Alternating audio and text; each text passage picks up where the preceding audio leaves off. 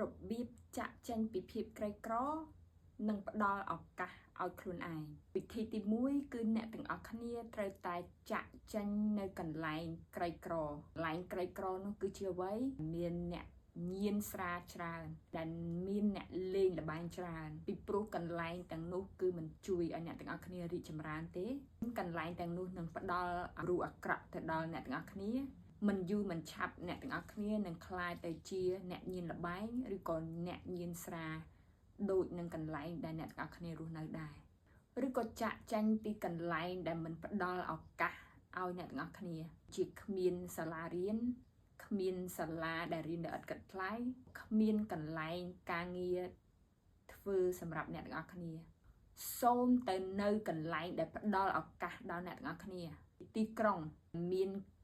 ការសិក្សាដោយឥតគិតថ្លៃជាច្រើនមានអង្គការបង្រៀនភាសាដោយឥតគិតថ្លៃជាច្រើនឧទាហរណ៍ដូចជាក្រុងភ្នំពេញឬក៏ទីក្រុងសៀមរាបវិធីទី2ជាជាងរៀនមហាវិទ្យាល័យដែលអ្នកទាំងអស់គ្នាគ្មានលទ្ធភាពប្រើរយៈពេលយូរអ្នកទាំងអស់គ្នាគួររៀនជំនាញខ្លីៗប្រើរយៈពេល6ខែទៅ1ឆ្នាំនិងប្រើថវិកាបន្តិចបន្តួចដូច្នេះអ្នកទាំងអស់គ្នារៀនចប់គឺអ្នកទាំងអស់គ្នាអាចមានការងារធ្វើបានភ្លាមយកលុយនោះមកដោះដូរជីវភាពរបស់អ្នកទាំងអស់គ្នាឬក៏រៀនថែមដើម្បីឲ្យជំនាញរបស់អ្នកទាំងអស់គ្នាកាន់តែខ្លាំងជំនាញកាន់តែខ្លាំងលុយកាន់តែខ្លាំងឧទាហរណ៍ដូចជាជំនាញកាត់តវីដេអូពេញនិយមហើយបានប្រាក់ខែថ្លៃវិធីទី3គឺអ្នកទាំងអស់គ្នាត្រូវមានភាពក្លាហានក្នុងការចាក់ចេញពីកន្លែងដែលធ្វើឲ្យអ្នកទាំងអស់គ្នាក្រក្លាហាននៅក្នុងការជំនះឧបសគ្គដើម្បីឲ្យអ្នកទាំងអស់គ្នាមិនក្រទៀតដូច្នេះភាពក្លាហាននេះនឹងជួយឲ្យអ្នកទាំងអស់គ្នារីកចម្រើនខ្លួនឯងចំណុចចុងក្រោយគឺសំខាន់មែនទែនអ្នកទាំងអស់គ្នាត្រូវតែមានគោលដៅច្បាស់លាស់គោលដៅថាខ្ញុំនឹងមិនក្លាយជាអ្នកក្រទៀតតើខ្ញុំត្រូវធ្វើអ្វីខ្ញុំត្រូវរៀនថែមខ្ញុំត្រូវបដូរកន្លែងរស់នៅ